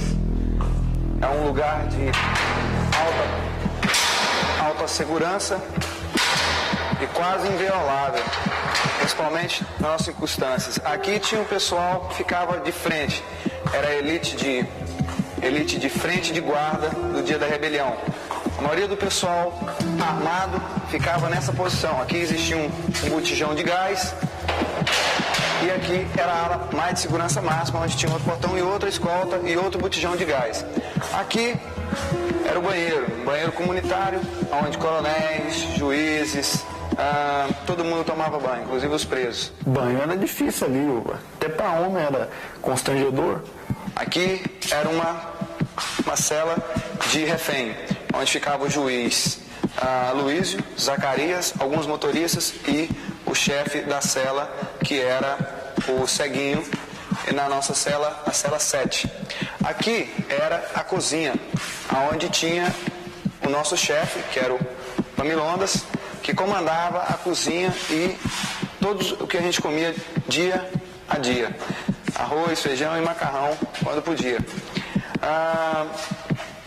Essa cela aqui era uma cela de descanso para os rondantes. E o chefe dela era o Esquilinho, que tomava conta dos rondantes que faziam guaretas, que subiam e descansavam. Era a cela do descanso. Essa cela, ela era ocupada pela juíza Maria da Graça, pela juíza Maria do Fortunato, juíza Averlides e o juiz Fábio Cristóvão. Uma cela. Essa cela era a cela do QG, a qual ficava o que deu início a todo esses 7 dias de detenção, que é o Juquinha, um dos líderes da rebelião e que tomou tudo. Mais à frente nós temos a cela do diretor da penitenciária, o secretário de Segurança Pública e algumas advogadas. Era uma cela também de estratégia, eram os reféns mais valiosos que ficavam no fundo, como o secretário de Segurança Pública, o diretor, o major Djalma. E por fim, uma das celas mais cobiçadas era a cela 10, a cela onde existia o coronel Juarez, o tenente Submoura, meu advogado Natanael, o Aldo e a nossa excelência, o desembargador Homero Sabino, que ficava aqui. Na primeira noite, ninguém imagina o risco, o medo, o pavor que nos invadiu. Eu achei que eles iam me fazer naquela noite. Na minha cela, mais de 30 drogados, com todo tipo de arma branca, soprando maconha, soprando, cheirando cola. Dentro da cela, aquele cheiro de maconha lá dentro, eles fumando, e nós não podíamos falar nada. Até o terceiro dia eu não encontrei com Pareja. Depois do terceiro dia em diante é que eu comecei a ter um relacionamento mais estreito. E ele começou a traçar os planos, os programas lá de como é que ele devia, a escala de vigilância foi elaborada por ele. Tem que existir uma hierarquia, tem que existir uma maneira de você lidar com a negociação. Começando a dar ordem. Eram ao todos mais de 40 presos. Não tinha como eu subir lá de cima depois de horas de negociações e dar explicação a 43 presos. Mandou buscar o gênero alimentício e pôs numa cela junto conosco toda a disponibilidade de alimento que ele encontrou dentro do presídio. Eu fui diante a um grupo, mas a Holanda, eu falei, eu vou nomear aqui cada líder de cada cela. Foi quando eu pedi que um representante de cada cela com refém fizesse uma mesa redonda. Foi onde entrou o Newton Dias Pio, que estava na cela do desembargador Homero Sabino e era um dos líderes da negociação. O Chulé, que estava na cela do secretário de Segurança Pública e do diretor da penitenciária. O Wagner, que era o ceguinho, que estava na cela do juiz Zacarias, Aloísio e alguns motoristas. O Tico, que estava na cela da juíza Maria do Fortunado, Maria das Graças, a Verlides e o juiz Fábio. Na realidade mesmo, a gente não tinha certeza nenhuma se a gente saísse ou se não saísse. Mas só que a gente já tinha decidido assim não se entregar. Um outro preso, que era o Eduardo, que era o Juquinha, que ele era mais um líder de frente. Tinha o Ferreirinha também, que ele era um dos líderes da cela do Gilberto, do diretor do fórum. Eu falei bem diretamente do Homero Sabino, ele era um desembargador e aqui haviam motoristas e todos seriam tratados da mesma qualidade. A rigor não houve tratamento diferenciado. E eles foram bons demais conosco, não deixou faltar água nem comida. O desencontro da polícia, a armação da polícia era tão grande que eles não tinham controle de nada. O presídio feminino era fuga atrás de fuga, aonde eles tinham levado todo o pessoal daqui de dentro para lá, dizendo que ia ser mais fechado. O principal estádio de futebol de Goiás agora é outro problema de segurança pública do estado. O Serra Dourada, em Goiânia, está cercado por um batalhão do Exército porque vieram para cá os presos do Sepaigo que não se rebelaram. Mais de 400 detentos já foram transferidos. O presídio feminino onde eles estavam não oferecia condições para abrigá-los. Vários túneis para a fuga estão aparecendo até nos pés da polícia. Apesar disso e da rebelião, o comandante da PM diz que a população não tem o que temer. Nós temos lá efetivo e armamento suficiente. E as instalações lá são seguras para esta emergência. E quando eles levaram para o Serra Dourada para dar mais segurança, aí que eles perderam o controle mesmo. Acabou tendo um homicídio e várias tentativas de fugas lá do Serra Dourada também. Um fato interessante da rebelião aqui era a organização que a gente tinha e que a gente imperava aqui embaixo. Limpeza, lavagem de roupa, banho e principalmente a segurança. Eles tinham medo também de morrer, porque não era só nós, não. Quando acontecia um negócio, todos eles se recolhiam na cela e fechavam a cela. Se a ala norte visse uma invasão da polícia da ala norte, ele avisaria a 310 avisaria aqui dentro e a gente se lacrava. Preocupação muito grande dos prisioneiros, dos amotinados, com relação à possível invasão. Naqueles 3 primeiros dias, até sábado, o clima não era de pavor só por nós, não, mas por eles também. Não há invasão, não há nenhum preparo de invasão, eu não estaria aqui para isso. A caixa d'água tinha uma visão ampla de todos os pontos de vigília. Então o que acontecia? Se chegava caminhão da Rotan, era passado um relatório para mim. Leonardo Pareja, por ser uma pessoa de formação educacional melhor do que a grande maioria dos presos no Sepaigo, ele tinha mais condições de diálogo, ou seja, entendia melhor as posições da própria comissão e também sabia trazer com mais prudência a própria reivindicação dos rebelados. As reivindicações são de fuga, pura e simplesmente. Não há nenhuma outra reivindicação que se refere mesmo à redução das penas do que já foi proposto pelo próprio juiz das execuções criminais e a revisão de tudo. Eles pediram 6 revólver, pediram 6 caixas de bala, pediram 6 coletes, pediram 20 mil reais e só. Eu, por mim, dentro, eu falei, gente do céu, que sopa. Quer dizer, a comissão fecha na hora. Eles foram na comissão. Quando chegou na comissão, a comissão aceitou. Falou, não, então nós vamos mandar o carro, vamos mandar o material.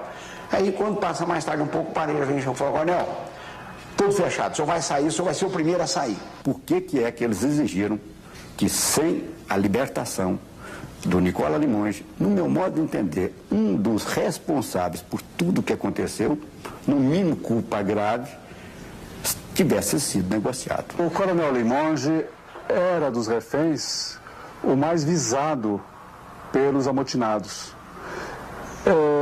Havia um risco enorme contra a pessoa física dele, de modo que nós tínhamos certeza, ou pelo menos a convicção, de que nada seria feito contra os Madoromero Sabino de Freitas, não só pela autoridade que ele tinha, como tem, como também pelo respeito que eles tinham por ele e a importância que, na concepção deles, era a presença dos Madoromero junto aos amotinados. Escureceu, nós fomos para o portão. Chega lá no portão, entra o primeiro carro. Dentro da especificação, uma caixa de bala, os 2 revólver, colete, tudo direitinho. Eles testaram o carro, examinaram o revólver, deram 2 tiros com o revólver, cada revólver deram um tiro para testar o revólver estava atirando, viram a caixa de bala e tal. Aí saiu as 3 juízes. Entrou o segundo carro, saiu o meu soldado, saiu o Jane, saiu o doutor Gilmar, entendeu? Entrou o segundo carro. No terceiro carro que nós íamos sair, entrou um carro fora de especificação. Entrou um Verona, 1.8 e 2 portas. Aí naquela hora o Pareja gritou e falou, não tem acordo, recolhe esse carro, que esse carro não serve para nós. Furaram o acerto nosso.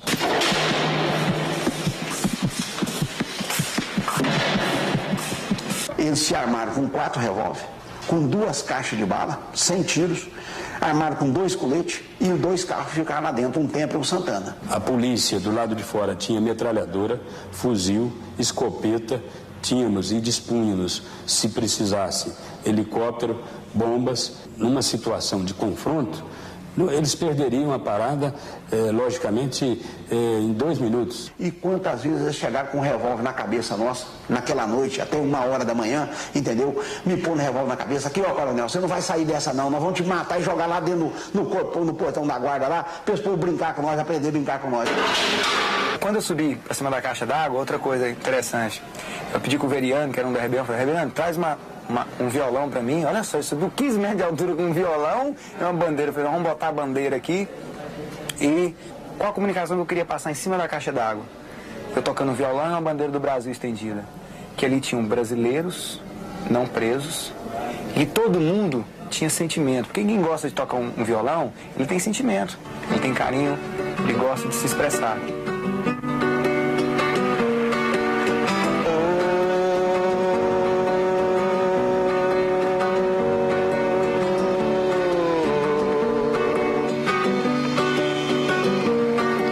Vocês que fazem parte dessa massa,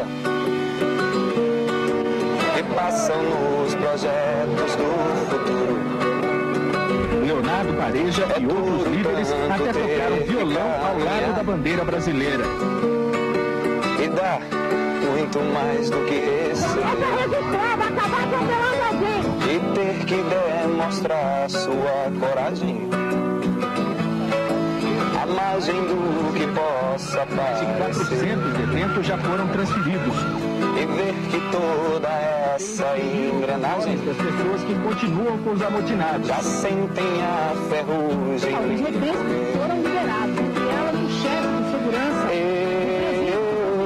Vida de gado, povo marcado, povo feliz. Vida de gado, povo marcado, povo feliz.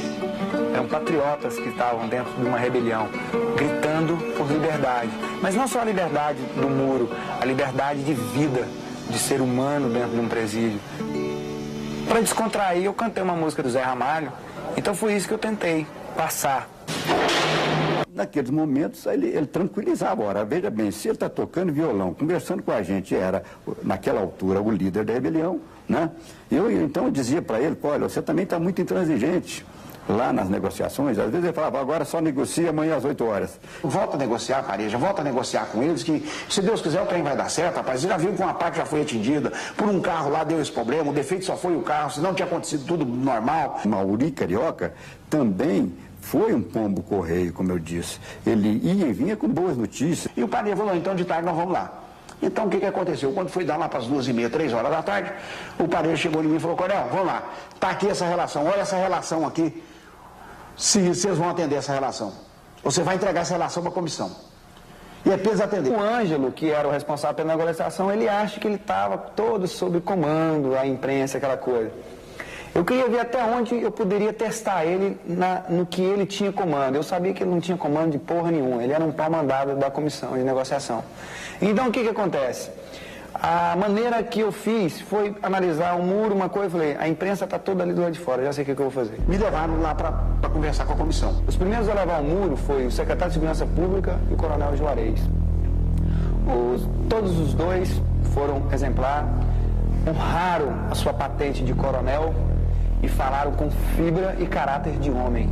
Mas à medida que eu saía do corpo da cela da 310, um vinha com um machadinho nas minhas costas, um machadinho do açougue, outra vinha com um chusto nas minhas costas, outro vinha com um chusto no meu pescoço, outro com um revólver na minha cabeça, e eu fui conduzido lá das 310 até no portão do presídio lá, perto do campo de futebol, eu fui conduzido desse jeito. Ele sofreu muito lá dentro. Ele sofreu muito mais do que eu e do que outros.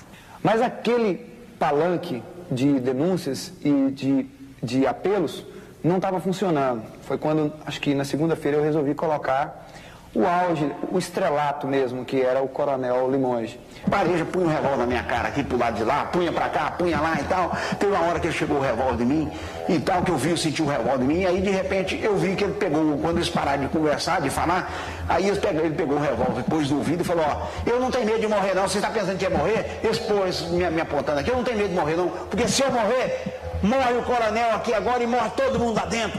Atira se vocês for homem, agora eu atiro. E pegou o revólver e montou para um lado lá e pá. Então naquela hora eu não vi o que eu falei, eu como se diz, entrou em parafuso meu raciocínio, certo?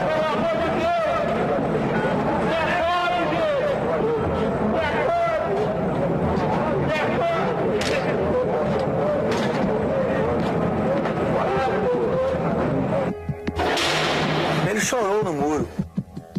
Quando ele desceu da escada, ele falou simplesmente, ele pegou a camisa dele, enxugou aquelas lágrimas de crocodilo e falou assim, vocês gostaram? Representei legal? Então tá bom, gente, vamos descer lá para baixo que eu quero ver na televisão o que aconteceu. Depois entrou na nossa cela e afirmou taxativamente que com certeza ele seria contratado pela Globo, como se aquilo ali tivesse sido uma simulação. E um dos presos, então, me comentou, tá vendo, desembargador, quem é que nos dirigia? Naquele momento, eu não tive praticamente assim o que comentar. Se eu comentei, eu estava com a cabeça a mil, que eu não lembro o que eu falei, certo? O fato dele ter subido lá e falado aquilo, eu não condenaria. Só não gostei do comentário a posteriori. Porque, sem dúvida nenhuma, aquele ato abreviou as negociações.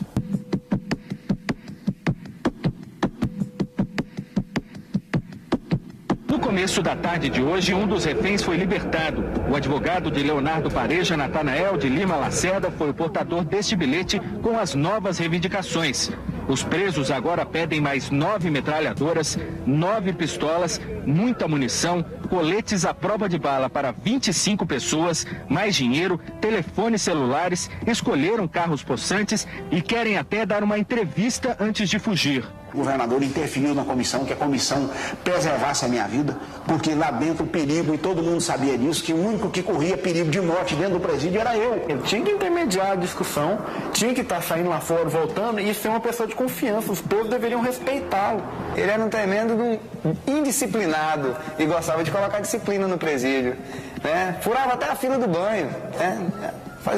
Ele era um disciplinado aqui. A gente ia dar um castigo dele de 30 dias aqui, mas aí a gente optou e passou a mão na cabeça dele. 4 dos reféns foram liberados na madrugada de hoje. Entre eles, um promotor, um delegado, um funcionário do CEPAIGO e o diretor do presídio, Coronel Nicola Limonge Filho. A saída do coronel era prioridade para os negociadores, que temiam represálias. Pela manhã, mais 6 reféns foram soltos. Todos os reféns também tinham certa afinidade.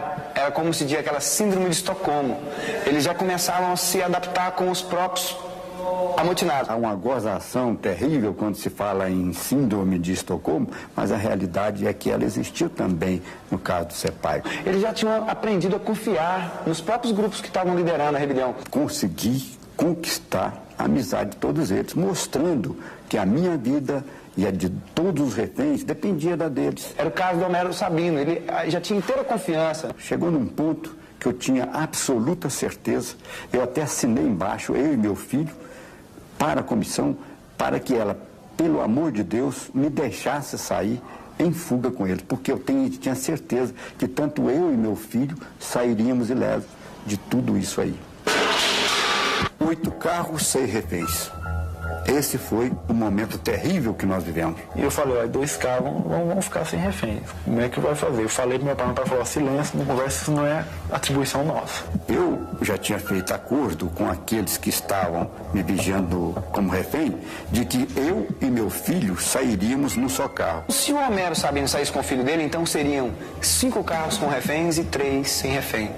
Foi quando eu sentei junto ao Homero Sabino e falei, olha, vai ser uma decisão do senhor e não minha, não é uma imposição, o senhor vai decidir. Eu posso sair com o seu filho? Eu garanto para o senhor que eu entrego ele lá na sua casa, onde o senhor morar. Ele olhou para mim e falou, não, você eu confio, você pode sair com meu filho. Não é preciso nem dizer o perigo que representa armas e dinheiro dentro de um presídio, no meio de 50 presos.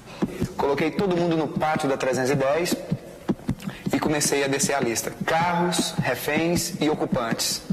E foi indo. Quando sobrou finalmente 13 amotinados. O 13, um número de azar, mas que na verdade deu muita sorte. Tem o carro, tem as armas, tem o dinheiro, se vocês quiserem ir sem reféns, tá à disposição. De forma nenhuma, os que iam sem reféns concordavam. Então ameaçavam tomar eu, meu filho e outros importantes como reféns particulares. Eu coloquei o pessoal armado do lado de cada grade e o pessoal desarmado do lado de lá. Começou eles com uma quebradeira, uma mini rebelião, e porque ninguém suporta uma coisa dessa. Estava preso de novo e sem refém. Quer dizer que eles pensaram, agora estamos no ferro, o que eu vou fazer agora? Estamos sem refém, pegar o carro sozinho e sair nesse portão, eles vão. Mas aí ele frisou, não, mas tá com os jornais, o carro estão com os jornais, ninguém sabe que carro que tem e que não tem refém. Toda vez que um refém verdadeiro ia entrar dentro do carro, eu encostava o carro na cabeceira da 310, impossibilitando um soldado ou qualquer binóculo pegar a entrada. E normalmente o refém também verdadeiro entrava camuflado. E os reféns falsos também entravam camuflados. Na saída do presídio, eu pedi que ligasse todos os alertas. Então a gente saiu tudo em fila indiana, uma atrás do outro e com os pisca-pisca ligados. Para dar um impacto, a gente sabia que a imprensa em peso estava ali. Momento de muita atenção. Aí veio um carro da polícia na frente. Esse carro provavelmente está só ciceroneando esse comboio. E eles vêm saindo. Junto com esses presos está Leonardo Pareja. Leonardo Pareja vai, olha, o carro coberto com jornal.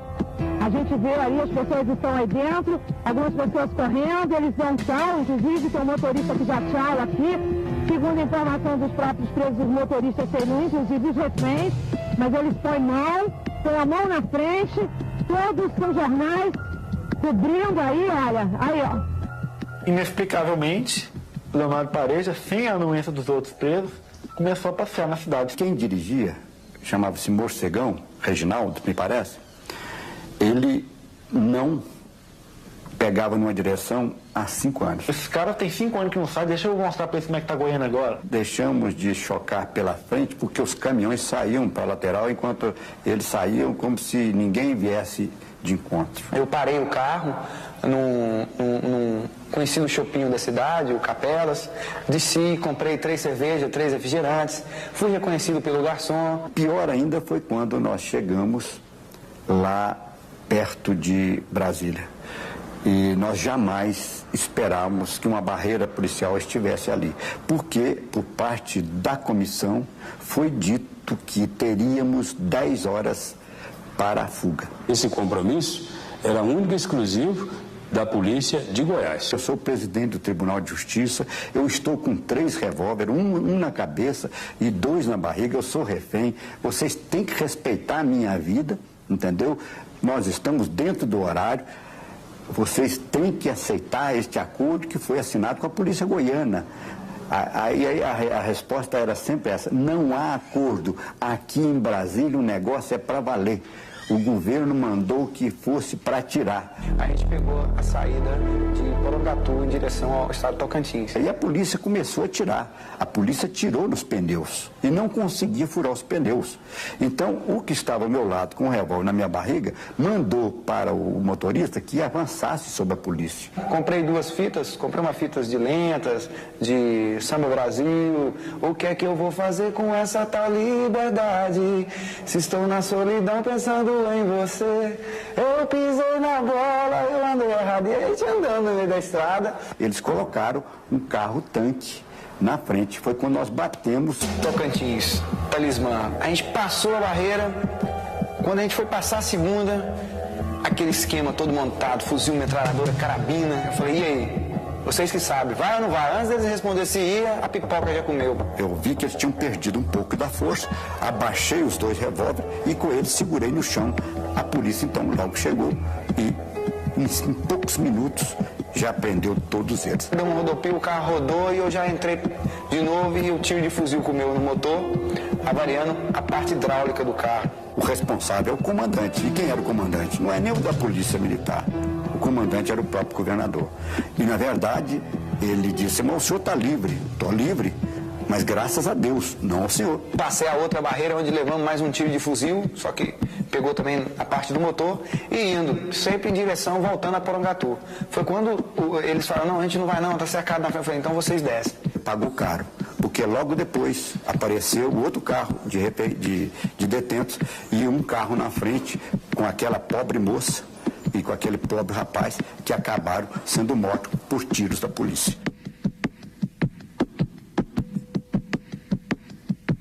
Deixou os 4 detentos no mato, voltou comigo e me deu um colete à prova de bala. Eles não podiam atirar antes de tentar uma primeira negociação. No momento que nós entramos no posto Mirim, próximo ao Porangatu, ele começou a pleitear, a tentar uma carona para chegar até Goiânia. Fiz questão de testemunhar que a irresponsabilidade do comando, não da polícia de Brasília, porque o policial que atirou na moça falou, eu recebi ordem para atirar. E você entrega para o juiz ou para o delegado, vou conseguir o juiz aqui.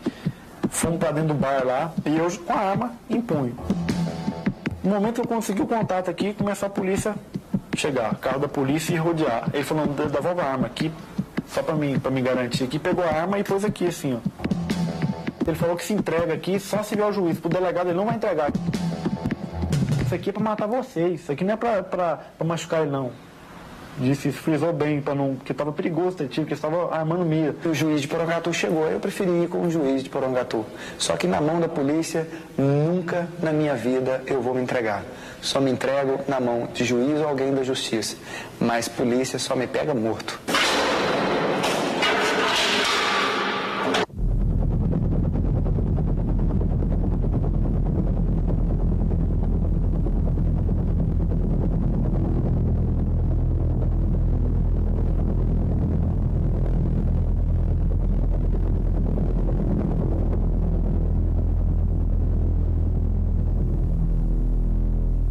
Entendeu que tanto o juiz das execuções como o diretor da penitenciária e toda a diretoria da penitenciária, deveriam ser afastados. A divergência era pública e notória e isso pode ser subtraído das entrevistas dadas na imprensa de parte a parte. Hoje existe judiciário executivo lado a lado, mas antigamente não existia. Na verdade, eu entendo que depois do que houve no CEPAG, não é possível que não se abra uma sindicância para apurar tudo e do porquê que havia aquela grande revolta.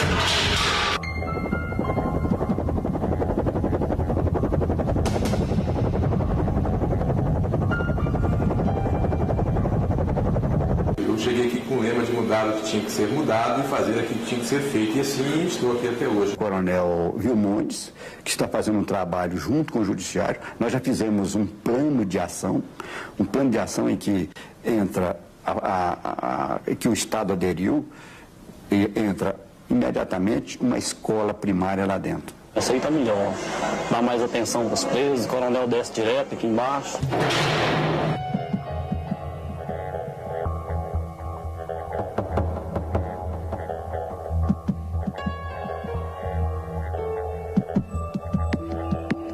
A minha passagem pela vara de execução penal foi em uma situação de emergência. O Tribunal de Justiça, confiando no nosso serviço, ele me nomeou para que fizesse podemos dizer, uma faxina, fizesse uma correição em todos os processos da vara de execução penal. Muita gente aqui que tinha direito e não ia embora. E muita gente que tem direito hoje ainda não vai embora. Estamos, sim, preocupados para que a pena seja, digo assim, cumprida com dignidade.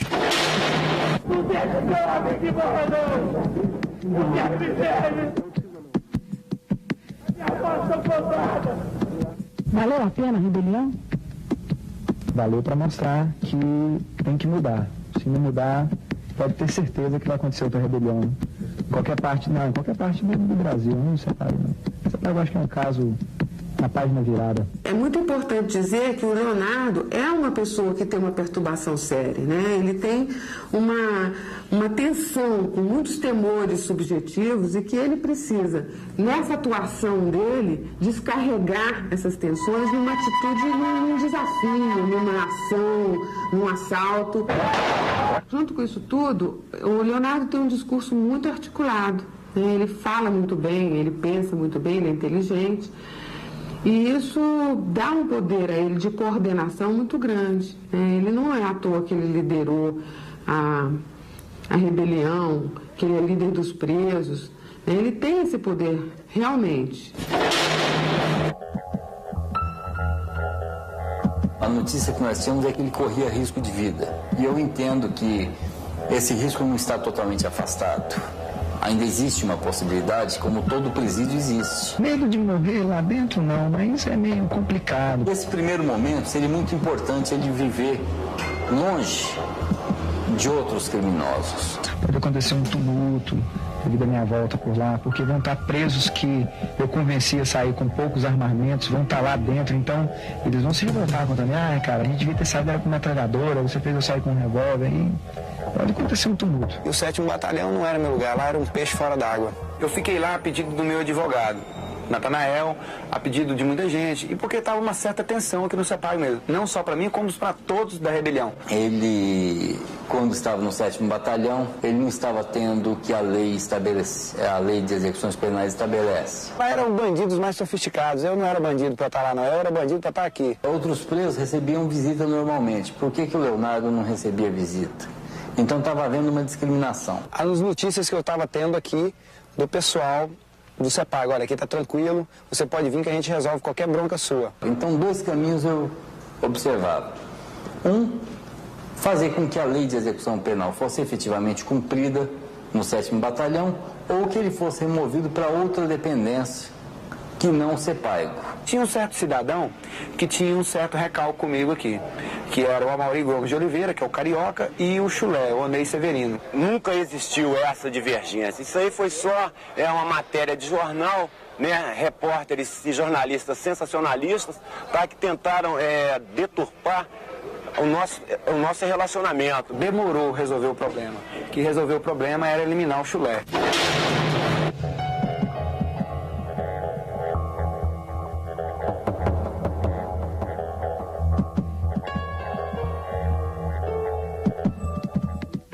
matei ele.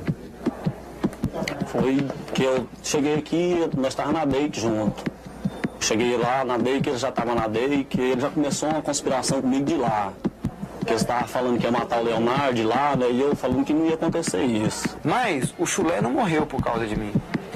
Eu fui um dos motivos. Primeiro porque eu sou primo do Marco Aurélio, amigo, companheiro de sofrimento. Depois porque ele estava pressionando quase a ala B inteira, oprimindo, querendo mandar na ala. Então, eu com todas as informações que eu tinha dentro do 7º Batalhão, não havia mais necessidade de eu me manter lá. Eu já tinha feito vários pedidos para o meu advogado, eu tinha feito pedidos para o juiz, já tinha feito pedidos para Deus e o mundo, só faltava pedir para o capeta.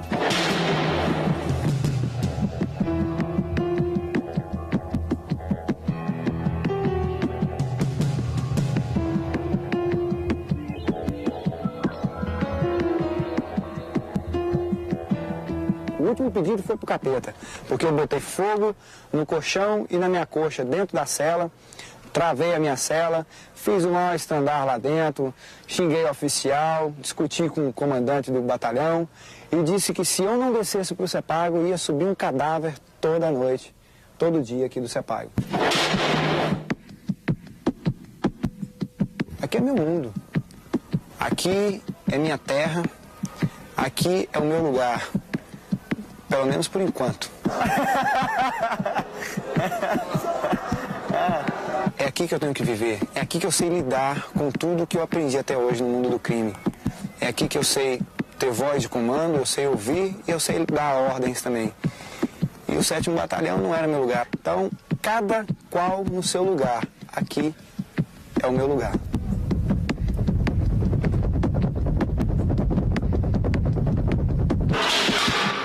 Num país como o Brasil, onde existe uma falência das instituições, um descrédito muito grande, o discurso do Leonardo vem trazer uma expectativa de uma denúncia que talvez fosse transformadora. E isso gera nas pessoas uma admiração muito grande por ele, né? Só que a gente tem que lembrar que o Leonardo não estava fazendo isso por consciência social. Eu não tenho medo de perder a liderança aqui dentro do presídio pelo seguinte: ela não me satisfaz em nada. Ela sim me traz muita pulga atrás da orelha. Eu acordo com problema e durmo com problema. Esse discurso dele, que é muito revolucionário, de ter a coragem de denunciar, porque é muito arriscado, são denúncias muito sérias. É claro que isso está a serviço da vaidade do Leonardo, de estar no lugar de quem denuncia, de quem tem essa coragem de fazer essa denúncia. Agora, não pode ser desvalorizada como denúncia, porque a gente sabe que grande parte do que ele está dizendo acontece realmente. Eu não me acho um Robin Hood, mas me identifico com ele. Por quê? Eu não roubo para dar para as pessoas, mas na medida que eu consigo desafiar a polícia e consigo dizer o que a polícia é, aí eu me identifico. Eu sou uma pessoa que desabafa o que talvez você tinha vontade de desabafar. Ele tem a lucidez de que o sistema precisa mudar. E ele, como porta-voz dessa minoria, dessa população que é mais oprimida, ele ganha um lugar de destaque que envaidece ele muito, né? Vai falar muito próximo do narcisismo dele, esse lugar de herói, de pessoa corajosa que está defendendo os pobres e oprimidos. A necessidade de chocar era permanente, o desejo de fama evidente. Talvez Leonardo soubesse que escrevia uma história curta e exagerou para torná-la inesquecível.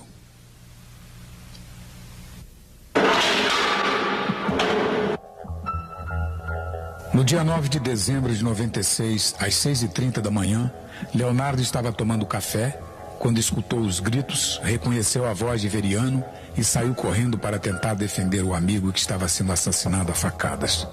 Quando chegou lá, não houve tempo para nada.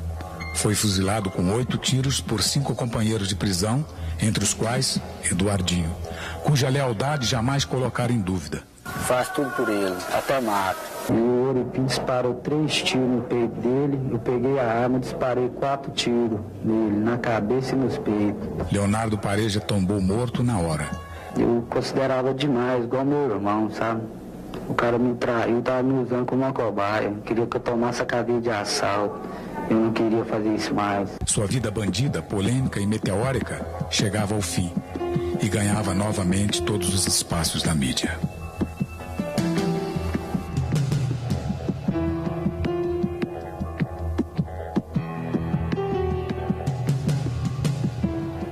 todas as transgressões que você cometeu, pela justiça que praticou, você viverá.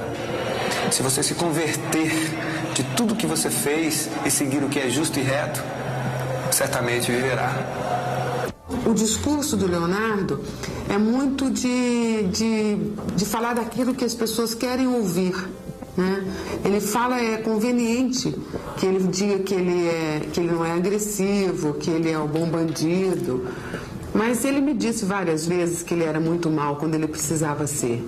Que se ele precisasse te matar, ele mataria. Sei dividir, sei ser bonzinho, sei ser mal. E quando eu sou mal pra valer. Ele não sente menor culpa ou remorso daquilo que ele faz. Se o presidente da República tinha um preço, quem é que não tem preço nesse nosso mundo? Ele é capaz de atos como matar sem sentir culpa. A minha segurança aqui é o que eu te falo, é a amizade que vive em volta de mim, são os meus amigos em volta de mim. Porque eu não ando armado no presídio, mas eles andam. Ele pensava que, não matando, ele teria uma imagem melhor. Quer dizer, o desejo dele estava a serviço dele mesmo o tempo inteiro. Ele não estava preocupado com o outro. Acho que se não fosse o perigo, eu estava morto. Porque o perigo é o que me faz viver. Leonardo Pareja, quando contava para mim os feitos dele, né, as façanhas, eu sentia que tinha uma tendência ao exagero. A derrota é um ponto de partida. Quando você é derrotado, você começa tudo novamente. As pessoas que liam ou que ouviam as entrevistas do Leonardo também caíam nessa fascinação por ele, porque era muito fascinante o que ele contava, era muito heróico demais para as pessoas não ficarem fascinadas. Só jogo para vencer, nunca jogo para perder. E nunca perdi quando joguei. Eu confio a minha vida ao Chaz, eu confio a minha vida ao Eduardo Rodrigues Siqueira, eu confio a minha vida ao Churrasqueiro, ao Marco Aurélio. Esse eu sei que se um dia eu tirar eles da cadeia, eles me tiram de graça. Me busca.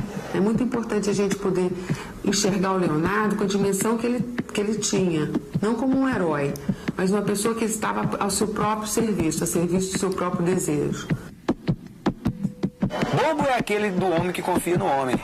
Começou na traição, que eu sou viciado em drogas, começou a me desprezar por causa da droga, então o cara não é amigo, não. Eu pus certeza na cabeça que era traição, decidi matar. Matei um sem vergonha que pela sociedade era um rei, né? Um bandido herói pela sociedade, e não era nada disso, era tremendo matador dentro da cadeia, covarde, espancador dos outros. Eu estava que nem uma criança lá dentro, dominada por ele, não aguentei mais, fui muito humilhado. Logo depois da morte dos 3 presidiários, os autores do crime se apresentaram para a segurança. São eles: Ivan Cassiano,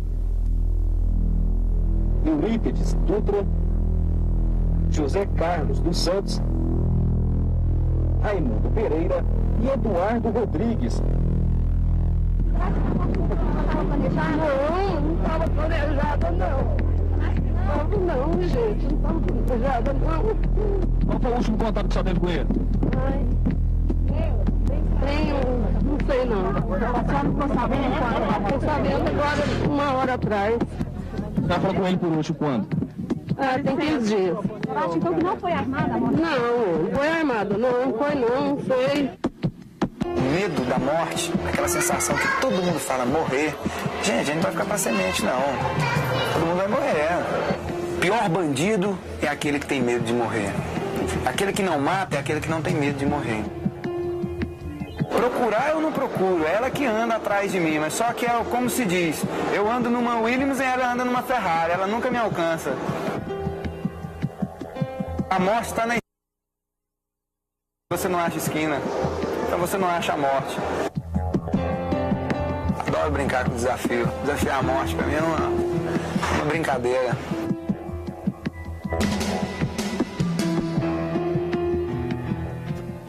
E às vezes eu acho que meu espírito já está preparado para essa morte.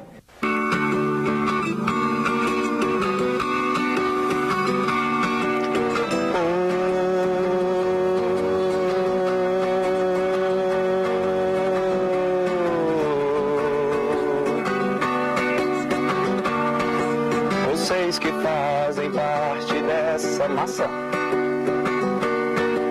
que passam nos projetos do futuro,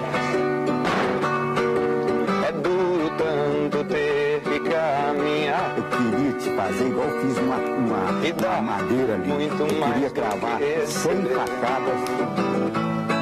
E ter que demonstrar sua coragem. Aqui em Goiás eu nunca tive essa preocupação do que possa parecer. E ver que toda essa engrenagem foi quando eu tomei o tiro já sentem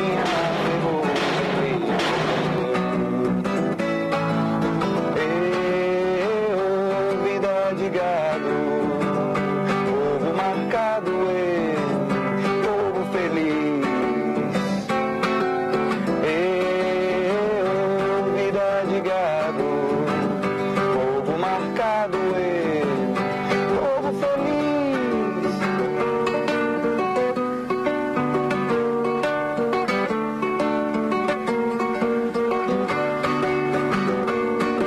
Lá fora faz o tempo confortável,